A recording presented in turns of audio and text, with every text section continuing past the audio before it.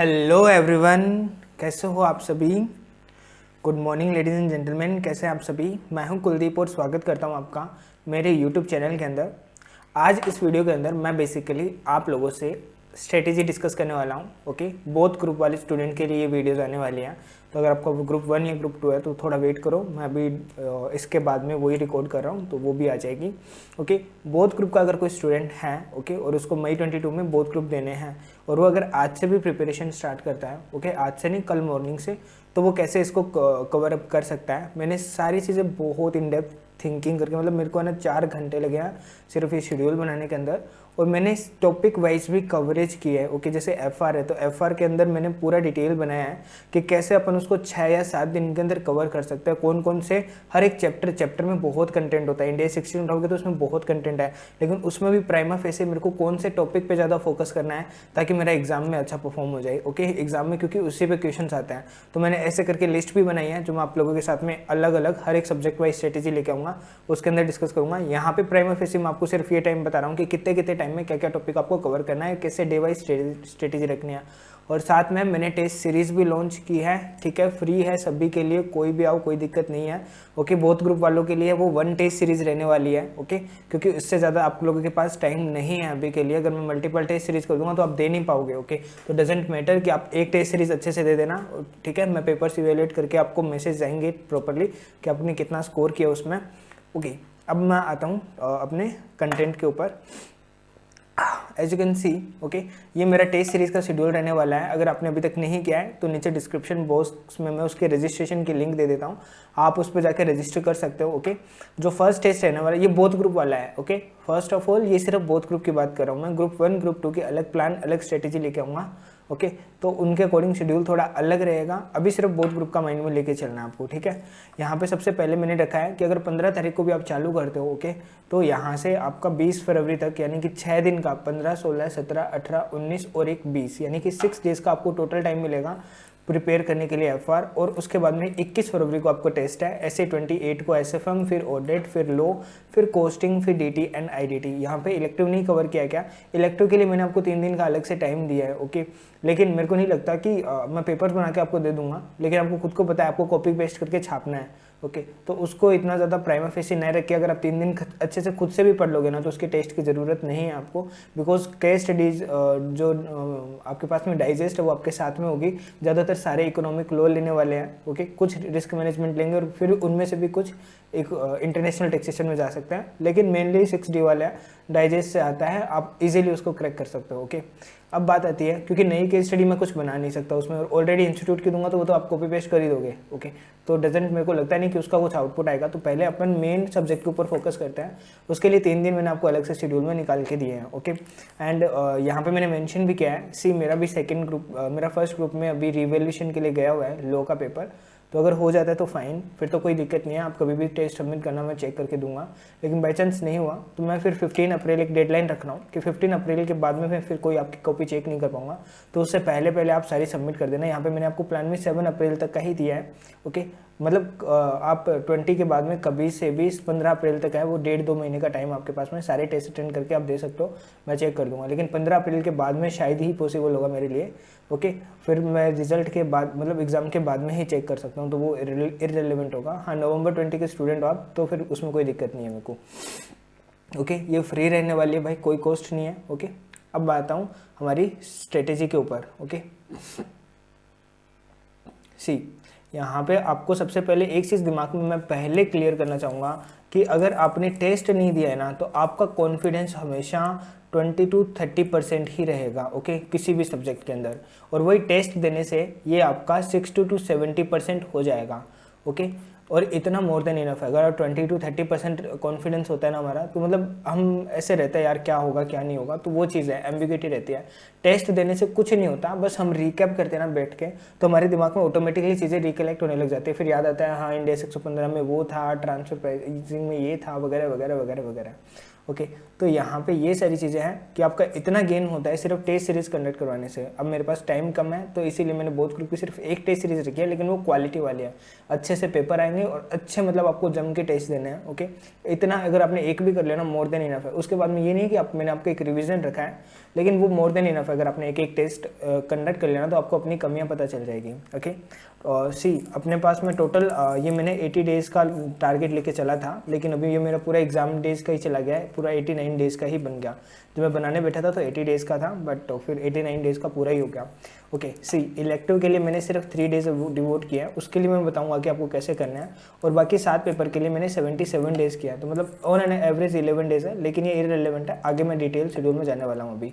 सी ये मेरा है वो FR का डिटेल शेड्यूल रहने वाला है। ओके, FR का डिटेल शेड्यूल जो कि स्टार्ट हो रहा है मेरा 15 फेब से एंड 20 फेब तक जाएगा। ओके, अब यहाँ पे आपको कवरेज कैसे करना है, ओके, वो मैं आपको बता रहा हूँ कि आप फर्स्ट डे को यानी कि 15 तारीख को यहाँ पे उठाओगे and consolidation and business combination को कंप्लीट करोगे। ओके, ये अब कैसे होगा यहाँ पे सिर्फ इसलिए क्योंकि आपको बिग क्वेश्चन पे फोकस करना है, न कि स्मॉल पेटी या कॉन्सेप्चुअल क्वेश्चन होते हैं उनके ऊपर न जाके आपको टारगेट करना है बिग क्वेश्चन पे। क्योंकि आज तक ICA के एग्जाम में भी उठा के देखोगे ना तो हमेशा बड़े वाले क्वेश्चन ही आते हैं डायरेक्टली, तो आपको पहले उनको क्रैक करना है। एक दिन का पूरा टाइम है दोनों चैप्टर के लिए, तो वो आराम से हो जाएगा। बाकी अभी मैं इसका थोड़ा और डिटेल करने वाला हूँ, मतलब ये तो सिर्फ मैंने यहाँ पे समरी लिया है। Okay, as you can see यहाँ पे मेरा FR का कवरेज है पूरा, जो मैंने यहाँ पे आप लोगों के लिए बनाया है कि भाई आप कैसे कवर अप करने वाले हो। तो यहाँ पे हर एक chapter wise like consolidated financial statement है, तो वहाँ पे आपको कौन कौन से क्वेश्चन पे मोर फोकस करना है। ओके, ये जो मैं क्वेश्चन बता रहा हूँ ना उसमें से आपको देख लेना 70% क्वेश्चन डिक्टो मिल जाएंगे। ओके, मतलब कि ये सिर्फ आपके लिमिटेड क्वेश्चंस रहने वाले हैं, लेकिन मैंने यहाँ पे सिर्फ क्वालिटी टॉपिक्स पे फोकस किया है, न कि अननेसेसरी। जहाँ पे देखो एक इंडियस में बहुत सारा कंटेंट होता है, तो आप कितना ही कर लो कोई अंत नहीं है। ओके, तो आपको कहीं ना कहीं क्वालिटी में कॉम्प्रोमाइज़ करना पड़ेगा। क्वालिटी में मतलब कि अच्छे क्वेश्चंस में नहीं, जो कि जिसमें से क्वेश्चन आ चुका है, आज तक जिस भी टॉपिक में से क्वेश्चन आया ना मैंने सारा कवर किया है, लेकिन जिन पे आज तक बना ही नहीं है तो फिर उनके ऊपर आप टाइम वेस्ट करके अपना कोई मतलब नहीं है। ओके, तो जैसे ऐसे कंसोलिडेटेड फाइनेंशियल स्टेटमेंट का है, तो ये मैं एक क्या करूँगा FR के लिए एक अलग से वीडियो डाल दूंगा, जहाँ पे हर एक इंडियाज़ का लाइक इंडिया 16 PP है तो उसमें कौन कौन सा टॉपिक इंपॉर्टेंट है, इंडिया 19 एम्प्लॉय बेनिफिट है तो उसमें कौन सा टॉपिक इंपॉर्टेंट है, ऐसे सारा करके अलग अलग वीडियो शेयर कर दूंगा। अभी आपके साथ में एक जनरल स्ट्रेटेजी में डिस्कस कर रहा हूँ। ओके, कि आपकी क्या रहनी चाहिए। सी तो यहाँ पे डे 1 से लेके डे 6 तक। ओके, डे 1 में आपने कंसोलिडेशन और बिजनेस कॉम्बिनेशन कर लिया, ये आपका अराउंड 20 मार्क्स तक कवर करता है। कितना? 20 मार्क्स तक का आपका यहाँ पे कवर करता है। उसके बाद में डे 2 है, वहाँ पे फाइनेंशियल इंस्ट्रूमेंट, और इसका मैं बता दूँ लगभग 12 से लेके 18 मार्क्स तक का फाइनेंशियल इंस्ट्रूमेंट के क्वेश्चन आ जाते हैं। तो 12 भी मान के चलो कि 2 दिन में आपका 30% सिलेबस कंप्लीट हो गया। थर्ड में इंडेक्स 115 और इंडेक्स 116 रखा है। नहीं करते भी इंडेक्स 115 हर अटेम्प्ट में 12 मार्क का पूछा जाता है और ये 10 मार्क का आता है। तो ये 12 + 10 22 मार्क का ये और 32 मार्क का ये, यानी कि आपके यहाँ पे 54 मार्क्स का है वो ये इतने चैप्टर्स में कवर हो गया। ओके, और ये कर सकते हो क्या? आप आराम से कर सकते हो। इसकी डिटेल वाली वीडियो देख लेना जिसमें मैंने टॉपिक पे फोकस किया है कि इंडेक्स 115 भी है तो उसको पूरे पे फोकस न करके उसमें मेन इंपॉर्टेंट टॉपिक कौन सा है जिसके ऊपर ICA ने क्वेश्चन पूछना आपसे, वो वाले टॉपिक आप अच्छे से कर लो एटलीस्ट। ओके, ऐसे ही डे 4 को है वो आप 16 यानी कि प्रॉपर्टी प्लांट एंड इक्विपमेंट, 36 यानी कि इम्पेयरमेंट, 20 यानी कि गवर्नमेंट ग्रांट। अभी मेरे को लग रहा है कि गवर्नमेंट ग्रांट का ना क्वेश्चन आ सकता है आपका अच्छा खासा, इजी सा क्वेश्चन आएगा, लेकिन नहीं देखा होता तो फिर कई बार ये भी गलत कराते हैं।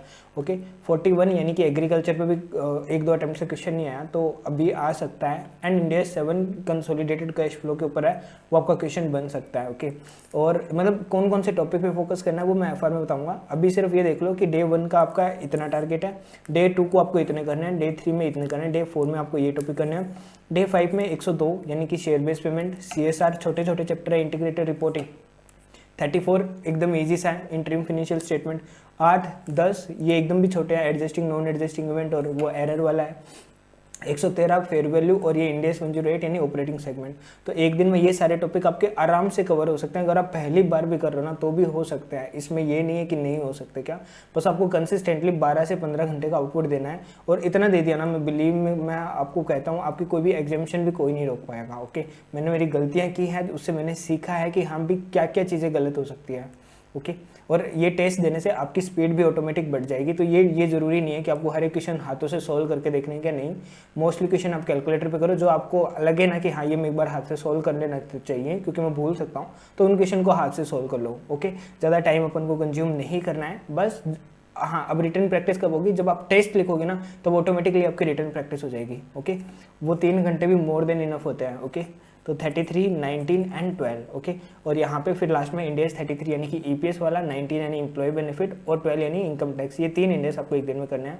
तो इसमें आपका लगभग 100 मार्क का आराम से पूरा सिलेबस कवर हो जाएगा। ओके, ये आपकी फर्स्ट रिवीजन है। ओके, ये आपका फर्स्ट रिवीजन है जिसके अंदर आपने पूरे एफआर को कवर किया। 15 तारीख को चालू होकर 20 तारीख को ये खत्म होगा और 21 तारीख को आपको क्या करना है, इसका टेस्ट लिखना है और मेरे को 21 तारीख तक आपको सबमिट भी करना है। ट्राई तो यही करना, बाकी कोई दिक्कत नहीं है। और हाँ, अब कई बच्चे ना अनशेड्यूल्ड दे रहे हैं, कोई नहीं, आप अपने अकॉर्डिंग कैसे भी दो, कोई दिक्कत नहीं है। मैं क्या करता था वो मैं आपको बताता हूँ।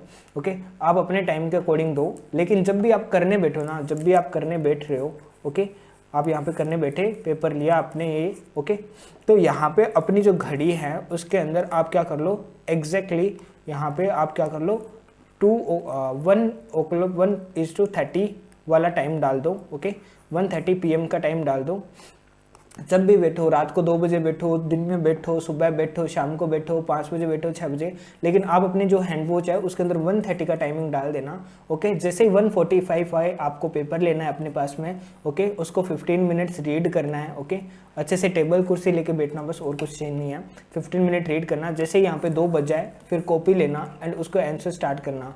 और घड़ी को कंटिन्यूसली मत देखना, लेकिन बीच बीच में देखते रहना। आपको ये रियलाइज़ होना चाहिए कि यार शिट 2:30 बज गए, अभी मैंने सिर्फ 1 क्वेश्चन किया है, 3 बज गए हैं, अभी मैंने सिर्फ 2 क्वेश्चन किए हैं, या फिर 1 ही क्वेश्चन किया है। ओके, फिर 4 बज गए, बस लास्ट 1 घंटा बचा है, 4:30 बज गए, सिर्फ आधा घंटा बचा है, 4:45 बज गए हैं। ओके, सिर्फ 15 मिनट बची है। तो इससे आपके जो हाथों की स्पीड है ना, मैं बिलीव नहीं कर रहा हूँ, आपका जो माइंड चलेगा ना और जो हाथों की स्पीड होगी। और ये मत सोचना आप अकेले दे रहे हो, क्या ऑल इंडिया लेवल पे मैं ये टेस्ट सीरीज दे रहा हूँ, तो सारे बच्चे पता नहीं कहाँ कहाँ, मैंने सारी लोकेशंस देखी है, कोई ऑल ओवर इंडिया की अच्छी अच्छी सारी लोकेशन, मतलब ऊपर हिमाचल, आपके उत्तर प्रदेश, इधर क्या बोलते हो, हिमाचल प्रदेश से लेकर नीचे केरला तक के, और इधर गुजरात से लेकर उधर आसाम तक के स्टूडेंट, और यही नहीं पूरे नेपाल से भी स्टूडेंट है जो कि ये वाली टेस्ट सीरीज देने वाले हैं। तो आपका कंपटीशन अच्छा है, नो डाउट। और मैं ये लिस्ट भी दूंगा कि किस किस के कितने मार्क आए हैं, तो पूरा कंपटीशन फील करके आपको पेपर लिखना है। ओके, और ये जरूरी नहीं है। और एक चीज़ और बताता हूँ, कई बार क्या होता है कि हमारा सिलेबस पूरा नहीं होता तब तक हम देते नहीं है,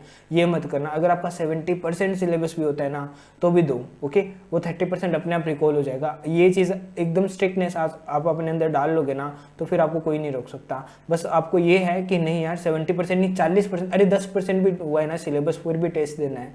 वो जब चीज़ अंदर से आने लग जाएगी ना तो फिर आपको कोई रोक नहीं सकता। फिर आपको ना अंदर से वो चीज़ें आएंगी, पढ़ने का मज़ा आएगा, वरना पढ़ने का मज़ा नहीं आता। ओके, और ये वाली मेरी रिवीजन 2 है जो कि मैं अभी नहीं चालू करूँगा, ये मैं अभी बाद में बताऊँगा। एफआर का मैंने आपको पहले 15 तारीख से लेके 21 तारीख तक का, यानी कि 20 तारीख तक का आपको सिलेबस बता दिया क्या क्या करना है। ओके, और अब इनमें क्या क्या इंपॉर्टेंट टॉपिक करना है वो नेक्स्ट वीडियो, एक एफआर के लिए मैं स्पेशल वीडियो डाल दूंगा, वो देखनी हो तो देख लेना। और आप अपने अकॉर्डिंग अगर एक दिन में कर पाओ तो वो वैसे कर लेना, कोई दिक्कत नहीं है। ओके, और बात करता हूँ, एक चीज़ और ध्यान रखना, अगर कंसोलिडेशन के मान लो आपने 10, 15, 20 क्वेश्चन थे बड़े बड़े, आपने 10 से किए, 10 रह गए ना तो छोड़ देना, अगले दिन फाइनेंशियल इंस्ट्रूमेंट ही उठाना है। ये नहीं कि कंसोलिडेशन के वो 10 क्वेश्चन लेके बैठ गए, नहीं, वो मोर देन इनफ है। फिर फाइनेंशियल इंस्ट्रूमेंट के जितने आपके एक दिन में हो जाते हैं मोर देन इनफ, उसके बाद में अगले दिन आपको 115 ही उठाना है उठते ही। ओके, और फिर 116 करना है। तो ऐसे पर डे का स्ट्रिक्टनेस रहेगा ना तो फिर ऑटोमेटिक आपकी कवरेज बढ़ती जाएगी, समझ के। और अब चलते हैं अपन एसएफएम के अंदर।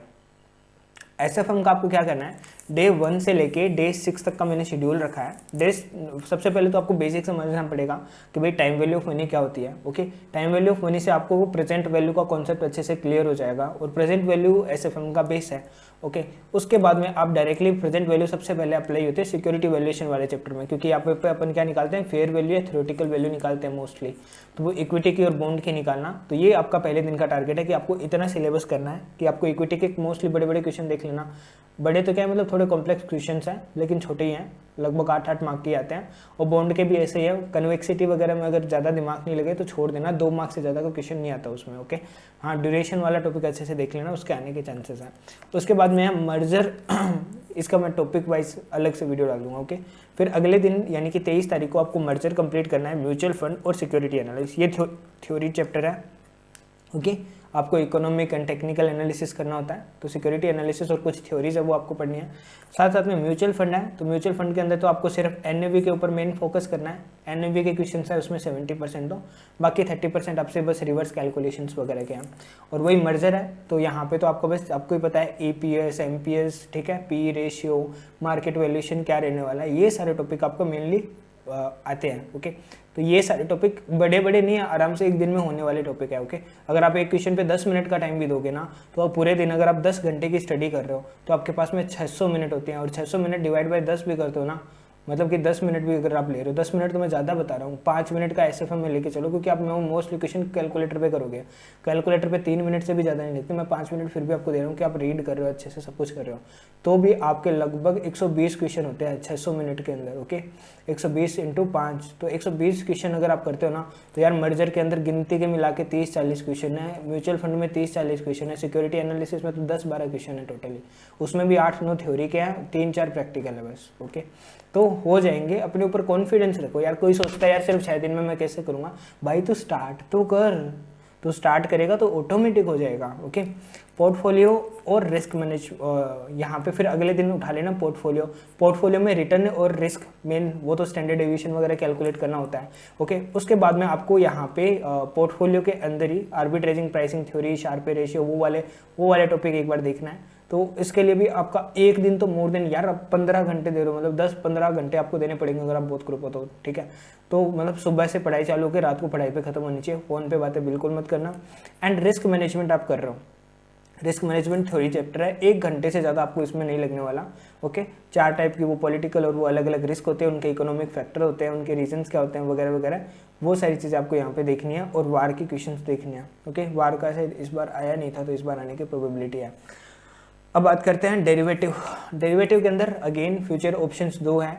अब लगता सबको बहुत क्रिटिकल है कि यार डेरिवेटिव क्या ही है, लेकिन डेरिवेटिव मैं बताऊं, अगर आप इसको करोगे तो सबसे इजी चैप्टर में आता है। बस एक मेथड है वो ऑप्शंस की वैल्यूएशन का, ब्लैक स्कोलेस वाला, वो थोड़ा सा गंदा है, लेकिन उसके अलावा मैं कहूँ ना तो बाकी पूरा फ्यूचर मेन पता है क्वेश्चन किस पे आता है, फ्यूचर के ऊपर मेनली क्वेश्चन पूछते हैं। ICAI के एग्जाम उठा के देख लेना आपको फ्यूचर पे सबसे ज़्यादा क्वेश्चन मिलेंगे, और फ्यूचर के अंदर कुछ भी नहीं करना होता है, बस यहाँ ऊपर सिक्योरिटी वैल्यूएशन में आपने क्या की थी, प्रेजेंट वैल्यू निकाली थी, यहाँ पे आपको प्रेजेंट वैल्यू दे रखी है, आपको फ्यूचर वैल्यू निकालनी होती है, मतलब कि 1 + इंटरेस्ट रेट से मल्टीप्लाई करना होता है। ओके ये फ्यूचर का पार्ट होता है। फिर ऑप्शंस हैं, और ऐसे ही IRR है, सेम डेरिवेटिव का ही आगे का है, डेरिवेटिव के अंदर फ्यूचर पे ऑप्शंस आ गया और इंटरेस्ट रेट के बेसिस पे आगे वाला कर दिया।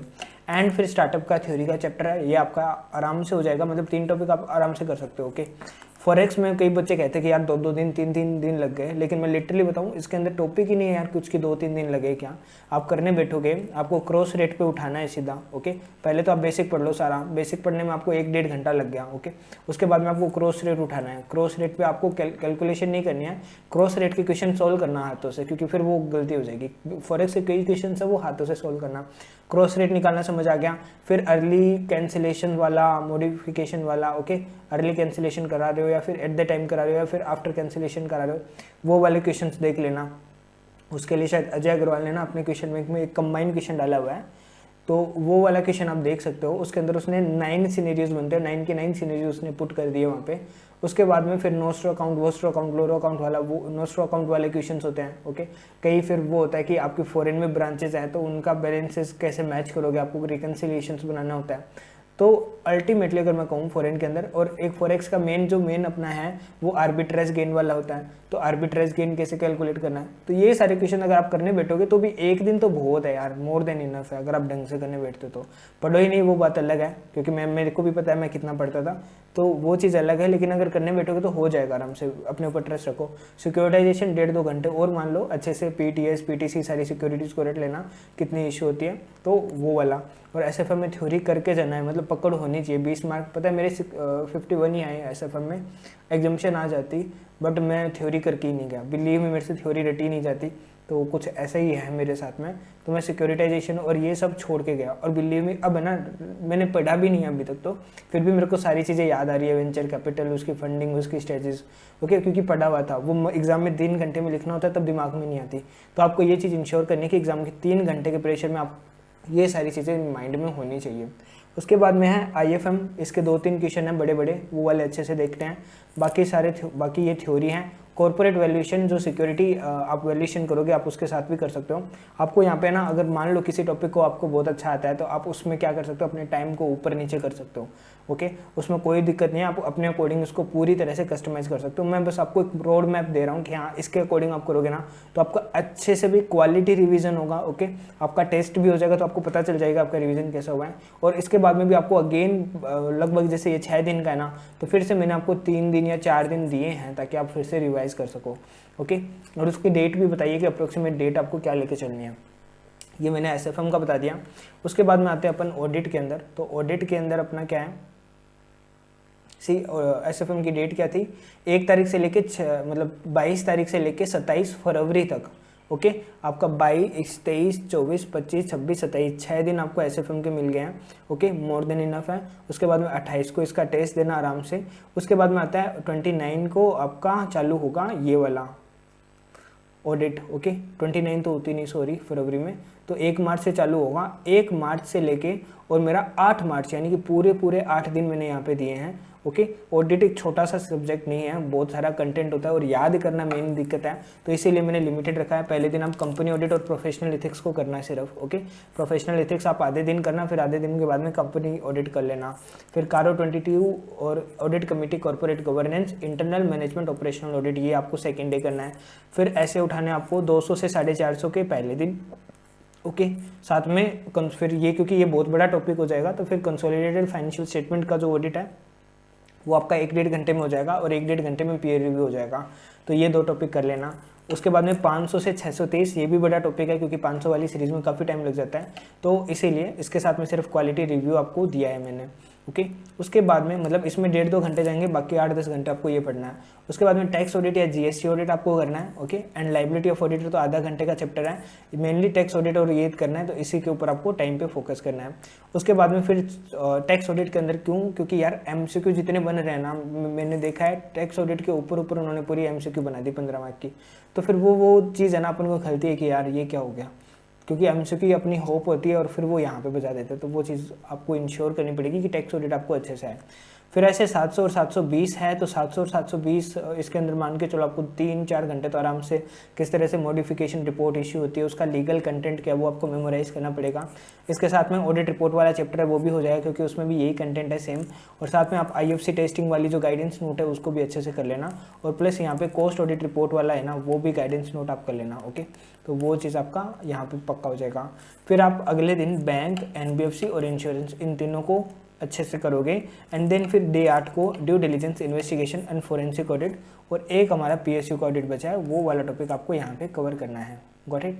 ये हो गया मेरा ऑडिट का 8 दिन का टोटल, आराम से डिटेल के अंदर मैंने सारे टॉपिक्स अच्छे से कर लिए, ओके। और फिर 9 तारीख को इसका आपको टेस्ट लिखना है, गॉट इट। टेस्ट का टाइमिंग आप अपने अकॉर्डिंग चूज़ कर लेना, लेकिन घड़ी जो आपके सामने होनी चाहिए ना, उसमें एग्जैक्टली 2 बजने चाहिए जब आप पेपर चालू करो, ओके। आपके दिमाग में आना चाहिए यार 3 बज गए, 3:30 बज गए, 4 बज गए, 4:30 बज गए, 4:45 बज गए, बस 5 मिनट बचिए, जितना लिख सकूँ वो चीज़ आपकी इंक्रीज़ करेगी, ओके।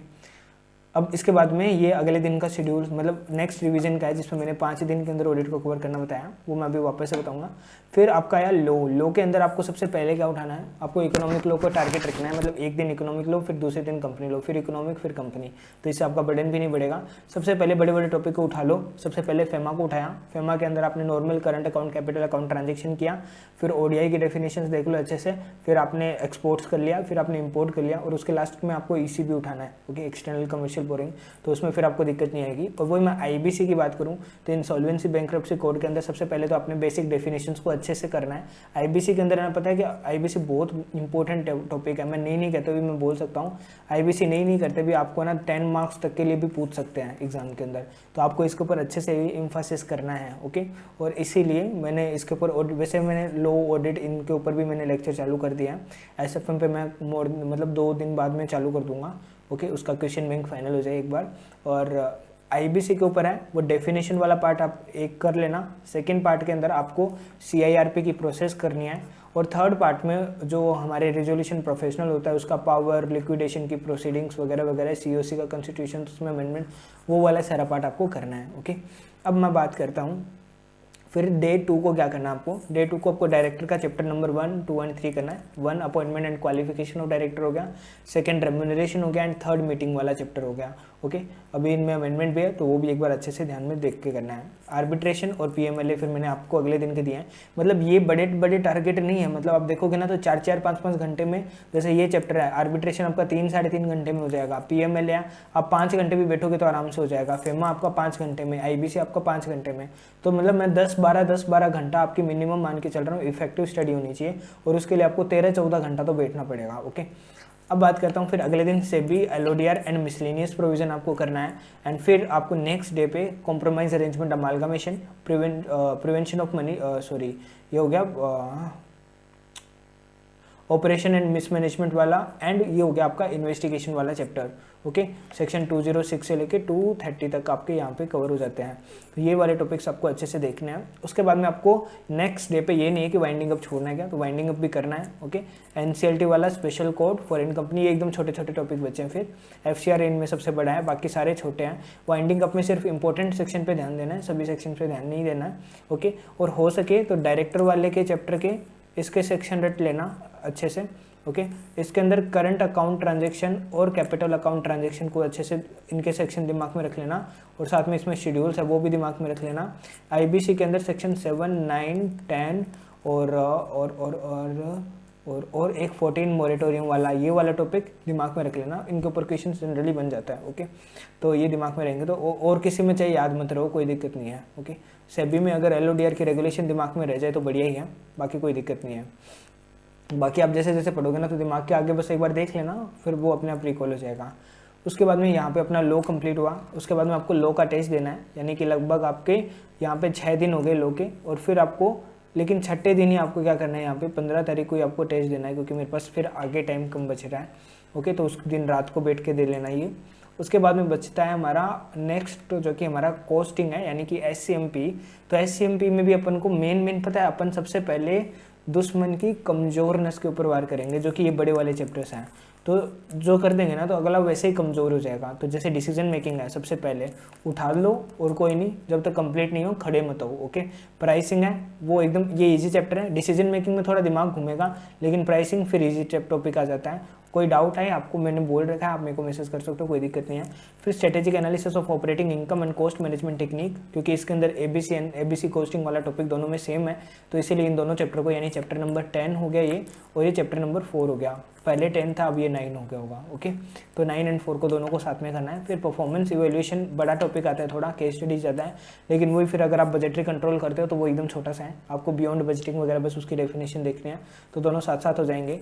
वही अगर आपको स्टैंडर्ड कॉस्टिंग करनी है, स्टैंडर्ड कॉस्टिंग करनी है नेक्स्ट डे पे, तो उसके साथ में मैंने यहाँ पे value chain analysis, value shock model ये वाला दे दिया, स्ट्रेटेजिक एनालिसिस ऑफ वो स्ट्रेटेजिक पोजीशनिंग एनालिसिस वगैरह है। तो ये 3-4 टॉपिक चैप्टर 1 में भी आते हैं, वो आपको देखने हैं, और उसके साथ में स्टैंडर्ड कॉस्टिंग पूरी करनी है। पहले जैसे आपने मटेरियल, लेबर, ओवरहेड का जनरल ओवरहेड निकालना सीख लिया, फिर इंट्रोडक्शन वाला चैप्टर कर लिया, उसके बाद में एडवांस वेरिएंस उठा लिए, ठीक है। तो फिर उसको एडवांस वेरिएंस का और रिकन्सिलिएशन का आपको स्टैंडर्ड कॉस्टिंग में देखना है। उसके बाद में आता है डे 5 को, यानी यहाँ पे चैप्टर 2 एंड 3 आता है, जिसके अंदर modern business environment and lean system करना है। ये लास्ट में क्यों लिया, क्योंकि थ्योरी टॉपिक आप भूल ना जाओ, क्योंकि इतना पढ़ने के बाद में ना अगर ये पहले कर लोगे फिर इतना पढ़ोगे तो दिमाग से निकल जाएगी चीज़ें, तो इसको बाद में उठाया है। जब इतना सारा आ गया ना कंटेंट, तो फिर मॉडर्न बिजनेस एनवायरनमेंट का मतलब समझ आ जाएगा अच्छे से। इसके अंदर लगभग 6-7 मॉडल है, लीन के अंदर टोटल 7 है शायद, इसमें 5 ही हैं, तो इजी टॉपिक है, उनको बस अच्छे से अपन को करना है। और उसके बाद में divisional transfer pricing last topic अपना आता है। इसके अंदर अपन, ये मैंने और लास्ट में क्यों लिया, क्योंकि देखो इसका मार्क्स तो श्योर होते हैं, और हर बार पता नहीं इतना करने के बाद में भी है ना बच्चों का गलत हो जाता है ये, तो इसीलिए इसकी प्रैक्टिस पे पूरा 1 दिन देना है अपन को। डिविजनल ट्रांसफर प्राइसिंग के हर एक क्वेश्चन को आपको हाथ से सोल्व करना है, हाथ से सोल्व करोगे तो भी 1 दिन में हो जाएगा। तो उसके अकॉर्डिंग टाइम मैंने यहाँ पे दिया आपको 6 दिन का। तो आपका 21 मार्च तक ये कंप्लीट हो जाएगा, एंड 22 मार्च को मैंने आपको क्या करना है, इसको टेस्ट सबमिट करना है। उसके बाद में आते हैं अपन हमारी डीटी को। तो डीटी के अंदर एक चीज़ ध्यान रखना, सबसे पहले डीटी में आईसीआई वाले जो एमसीक्यू है ना, वो गजब के एमसीक्यू हैं, ठीक है। अगर सेम एमसीक्यू दे दिया आईसीआई ने तो अपनी लंका लग जानी है, तो उनके एमसीक्यू को तो आज ही बैठ के सलटा लेना चाहिए, ठीक है। डीटी के एमसीक्यू बाद में नहीं होंगे आपसे, डीटी के एमसीक्यू आप आज ही खत्म कर लो, ओके। बाद में करने की सोचोगे तो फिर बाद में ही रह जाएगा। तो डीटी के एमसीक्यू आपको करने हैं, और कैसे करोगे, यूट्यूब पे देख लो, शायद अतुल की वीडियो मिल जाएगी आपको, या फिर किसी और फैकल्टी की भी है तो उसकी देख लो, ओके। पर डीटी के एमसीक्यू आज की डेट में खत्म करना है आपको, ओके। अब बात करते हैं डे 1, क्योंकि आपका ओपिनियन, मैं हमेशा बोलता हूँ क्वेश्चन पढ़ लेना, आपका ओपिनियन है वो डिफर करेगा, ओके, चीज़ों से। अब देखो डे 1 है, वहाँ पे अपन करेंगे पीजीबीपी, सबसे बड़ी कमर है, ओके, डीटी की पीजीबीपी, तो हमने उसी को टारगेट लिया सबसे पहले, पीजीबीपी, एएमटी या मैट। अब इन तीनों का ही मिला के ना एक क्वेश्चन आता ही आता है, और वो बिग क्वेश्चन होता है, ओके। बिग क्वेश्चन यानी सबसे पहला क्वेश्चन वही होता है, कंपलसरी क्वेश्चन, लगभग 14 मार्क का क्वेश्चन वो आता है, ओके। तो अपन को पहले यही टारगेट लेके चलना है। उसके बाद में आपको सेकंड डे पे charitable trust, business trust, trade और इन्वेस्टमेंट फंड, इनके सारे क्वेश्चंस को अच्छे से करना है, ओके। और उसके बाद में आपको करना है non resident and transfer pricing, international taxation वाला पार्ट, ओके। मैं बता दूं ये 14 मार्क का, ये 20 मार्क के अराउंड है, ओके। ये जो एनआर और ट्रांसफर प्राइसिंग है ये अगेन 20 मार्क के बराबर है, ओके। फिर आपको आईएफएस डिडक्शन टीडीएस ये करना है, ये 12 मार्क के अराउंड है, ओके। तो 20 40 10 50 2 52 और 14 66 मार्क के तो आपके यही टॉपिक हो जाएंगे। उसके बाद में 10 मार्क का ये मान के चलो आराम से, ओके। तो 30 मार्क का आपका यहाँ पे ये कवर हो गया, इंटरनेशनल टैक्सेशन पूरा। उसके बाद में फिर आपको एडिशनली आपको assessment procedure, appeal and authorities and penalties, मतलब मैंने जहाँ पे टाइम लगना था ना जितना, उतना तो दिया है। अब मैं आपको सिर्फ ये कह देता कि नहीं आप एनआर 2 दिन करते रहो तो वो गलत है, लेकिन अगर आप 10 घंटे देते हो ना तो आप 6-7 घंटे में एनआर का टॉपिक खत्म कर सकते हो। टोटल 40-45 क्वेश्चन है, उसमें से 25 क्वेश्चन तक तो रेजिडेंशियल स्टेटस और वही चलते हैं, तो 25 क्वेश्चन के आगे हैं वो मैं कह दूँ कि मेन 20 क्वेश्चन है जिसके अंदर पूरा एडजस्टमेंट आता है, तो वो आपको करने ज़रूरी है, ओके। उसके बाद में मैं बात करता हूँ नेक्स्ट उसके बाद में मैं बात करता हूँ नेक्स्ट की हाँ, उसके बाद में बात करता हूँ नेक्स्ट, जो कि हमारा advance ruling, capital gain, set of, carry forward, clubbing and salary, house property etcetera. तो यहाँ पे मेरे को क्या करना है, अगेन चैप्टर 7 का ये वाला टॉपिक खत्म करना है, एंड फिर डे 8 को है मेरे को टोटल इनकम के क्वेश्चंस की प्रैक्टिस करनी है। तो 8 दिन पूरे दिए हैं डीटी को, मोर देन इनफ है। अब मैं एक बार चैप्टर वाइज डिस्कस कर लूँगा कि आपको कैसे कैसे क्या करना है, तो कोई चिंता वाली बात नहीं है यहाँ पे। एंड 30 मार्च को अपन को इसका टेस्ट लिखना है, ओके। तो इस बार कुछ भी अपन को पास होना है तो टेस्ट भी लिखेंगे, सब कुछ करेंगे और अच्छे स्कोर भी करेंगे, ओके। फिर ये अगली रिवीजन की डिटेल है। फिर ये मैंने दे दिया आपको आईडीटी का, तो आईडीटी के केस में आपको डे 1 पे supply, place of supply, time of supply, demand and recovery, ये ऐसे टॉपिक उठाए हैं जिनमें से ऐसे ही है ना, नहीं करते भी है ना, छोटे छोटे क्वेश्चंस पूछ सकता है आपसे, तो लगभग 10 से 15 मार्क का ये कवर कर लेता है, ओके। उसके बाद में और डिमांड एंड रिकवरी के ऊपर तो है ना एमसीक्यू भी आता ही आता है, ओके। तो ये वाला टॉपिक इसलिए ज़्यादा इंपॉर्टेंट हो जाता है। फिर सेकेंड डे पे आपका क्या हो जाएगा, यहाँ पे सप्लाई के कारण, प्लेस ऑफ सप्लाई के कारण एंड टाइम ऑफ सप्लाई से अच्छा बेस बन जाएगा, तो वैल्यूएशन एंड आईटीसी आपका आराम से होगा फिर, ओके। तो ये अगले दिन आपका टारगेट रहना चाहिए। एग्जाम्शंस करनी है फिर अगले दिन पे, एग्जाम्शन बहुत ज़्यादा है तो आराम से आपको टाइम लगेगा, कोई दिक्कत नहीं है। तो एग्जाम्शंस करो, और आधा घंटे का टॉपिक है ईवे बिल वाला, तो उसको भी अच्छे से कर लेना, ओके। उसके बाद में फिर हमारा tax, invoice, accounts, advance ruling and penalties, ये जीएसटी वाली है सारी। तो ये वाले टॉपिक आपको देखने हैं, क्यों, क्योंकि एमसीक्यू बन जाते हैं और कई क्वेश्चंस भी आते हैं, 506 क्वेश्चन इन्हीं टॉपिक में से बन के आ जाता है, ओके, जो एग्जाम में आता है। फिर आपको कस्टम का देखना है, कस्टम में आपको type of duties for FTP, यानी कि अपना ये फॉरेन ट्रेड पॉलिसी, एंड साथ में कस्टम के बेसिक्स बोले तो कि कस्टम कब इंपोर्ट प्रोसीजर क्या है, एक्सपोर्ट प्रोसीजर क्या है, वो वाला पार्ट बेसिक्स में आ गया, तो वो वाला पार्ट देखना आपको। टाइप्स ऑफ ड्यूटीज़ कितनी होती है, safe guard duty, anti dumping duty, ठीक है, सीवीडी 3135 वगैरह, वो सारी चीज़ें आपको देखनी है। और एफटीपी आपको फॉरेन ट्रेड पॉलिसी यहाँ पे देखनी है। इसके अंदर इस बार अमेंडमेंट भी है, आरओडी टीईपी वाला जो नई स्कीम आ गई थी एमईआई स्कीम को रिप्लेस करके, तो वो वाले आपको देखना है। उसके बाद में आपको कस्टम का ही वैल्यूएशन देखना है, तो वैल्यूएशन बहुत ईजी है, मैं मैं बता ही नहीं सकता, आपको फुल टाइम मिल दे रहा हूँ यहाँ पे वैल्यूएशन बैगेज और ड्रॉबैक के अंदर। बस आपको क्या करना होता है, बस यहाँ पे आपको कस्टम ड्यूटी कैलकुलेट करनी होती है कि टोटल कस्टम ड्यूटी कितनी आ रही है। वैल्यूएशन में आप वैल्यू निकालते हो कि total accessible value CIF value आपकी ये आ रही है, और उसके ऊपर आप क्या कर देते हो, सीधा आपका एक स्टैंडर्ड है। ओके, सबसे पहले आपने BCD लगाई, फिर SWS लगाओगे, फिर कोई एंटी डंपिंग ड्यूटी वगैरह है तो वो सब कुछ करके लास्ट में GST ऐड करके टोटल कर दोगे सारे टैक्सेस का, तो ये आपकी अमाउंट पेबल आ जाएगी। ओके, अब मैं बात करता हूँ अदर मिसलेनियस टॉपिक्स कौन कौन से, लाइक जॉब वर्कर वगैरह, तो वो आप चाहो तो 7वें दिन पे देख सकते हो। तो इस तरह से करने से आपका GST का और कस्टम का और FTP का तीनों का मोटा मोटा पार्ट मैंने अच्छे से कवर करा दिया है। और यहाँ पे टारगेट रहा है अपना 7 डेज़ का। ओके, तो 31 मार्च से 6 अप्रैल तक अपना ये चलेगा, और 7 अप्रैल को आप इसका टेस्ट सबमिट करोगे तो आराम से हो जाएगा, और एकदम अच्छे से सारी चीज़ें कर करके हो रही हैं। ओके, ऐसे नहीं कि एकदम भाग के कर रहे हैं क्या अपन, तो इस तरह से ये हो जाएगा। फिर सेकेंड रिवीजन आते हैं, तो सेकेंड रिवीजन में अगेन मैंने 10 से 13 यहाँ पे देखो सेकेंड रिवीजन में लास्ट में लिखा होगा ना, सेकेंड डिवीजन के अंदर है वो मैंने उल्टा किया है। ओके, यहाँ पे डेज ये वाले चेंज कर देना। सबसे पहले मैंने सीरीज चेंज किया है। अब 7 अप्रैल तो अपन को यहीं लग गई एक रिवीजन करने में। ओके, और वो भी इतना टाइम देखे कि इतना तो लगेगा ही लगेगा, तो हम उसमें कॉम्प्रोमाइज़ नहीं कर सकते। तो अब उसके बाद में 8 अप्रैल से जो चालू करना है वो सबसे पहले मैं लो करूँगा। क्यों करूँगा, क्योंकि देखो अब 14 मई को आपके पेपर चालू हो रहे हैं, तो 14 मई को पेपर चालू होंगे तो आपको 9 मई से तो क्या करना पड़ेगा, FR चालू करना पड़ेगा। 9, 10, 11, 12, 13। ओके, उसके बाद या फिर 10 तारीख से ले लो। ओके, और उसके बाद में यहाँ पे देखो मैं आपको दिखाता हूँ, मैंने लिखा होगा FR को मैंने चालू किया 10 तारीख से, 10 से लेके 13 तारीख तक मेरा FR चला है। ओके, और इसके अंदर ये सारे टॉपिक मैंने आपको किस किस दिन क्या करना है वो भी लिख दिया। पहले कंसोलिडेशन लिया ताकि आपके ऊपर बर्डन नहीं आए, फिर 115, 116 ये वाला हो गया, फिर फाइनेंशियल इंस्ट्रूमेंट, एंड फिर आपके ये छोटे मोटे सारे इंडियाज, ताकि मेन एग्जाम से पहले वाले दिन बर्डन कम रहे।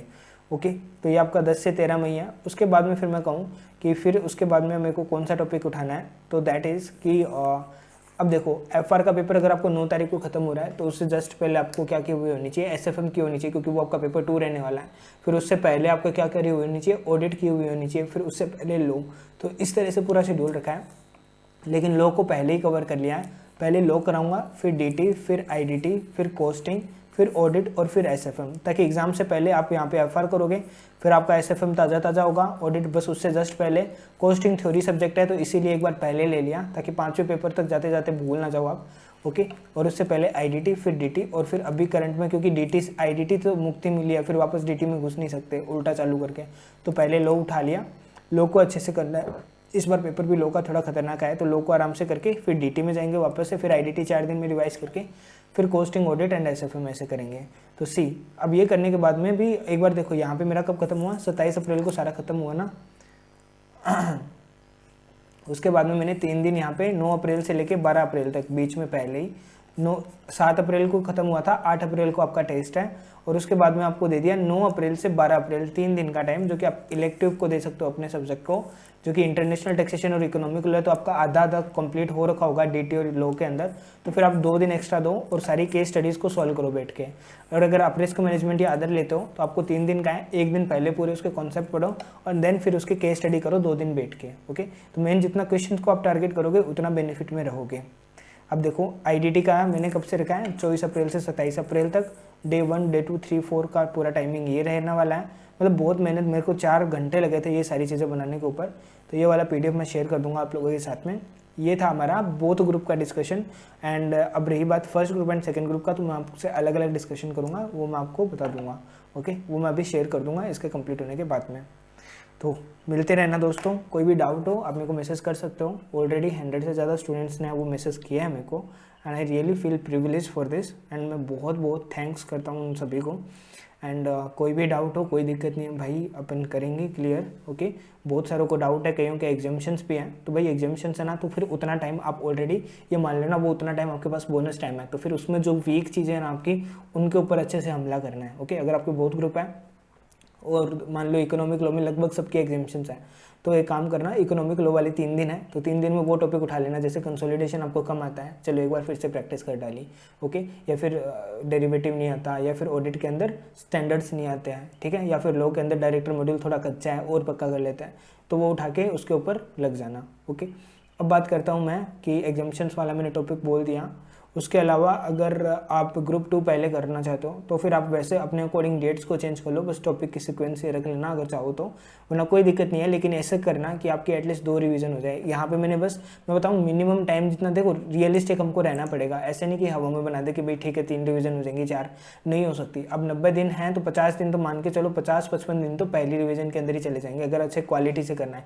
और क्वालिटी से किया तो बाद में पछताना नहीं पड़ेगा, वरना बाद में फिर एक बार तो दमादम 2-3 दिन देखी कर लो चाहे, लेकिन बाद में फिर कहोगे यार कुछ याद ही नहीं आ रहा, समझ ही नहीं आ रहा, क्योंकि कई चीज़ों के ऊपर टाइम देना होता है। जैसे आपकी बंदी होती है, आप टाइम देते हो ना पूरा, तो उसको टाइम चाहिए तब जाके वो रिलेशनशिप मजबूत होती है। तो वैसे ही इसके साथ में जैसे ये भी आपकी बंदी टाइप है, ये मान के चलो ओके, बंदी या बंदा है, तो इसको आप जितना टाइम दोगे ना तो ये आपके दिमाग में उतना अच्छे से ग्रैप्स हो जाएगा। ओके, तो आपको टाइम भी देना पड़ेगा। मैंने 8 दिन ऑडिट के इसलिए नहीं दिए कि 8 दिन का है, वो अगर आप चाहो तो 2 दिन में भी ख़त्म कर सकते हो। ओके, लेकिन 8 दिन आप उसके साथ रहोगे ना तो उसके साथ में मतलब एक प्यार सा हो जाएगा, एक अलग से वो हो जाएगी, फीलिंग्स हो जाएगी आपकी।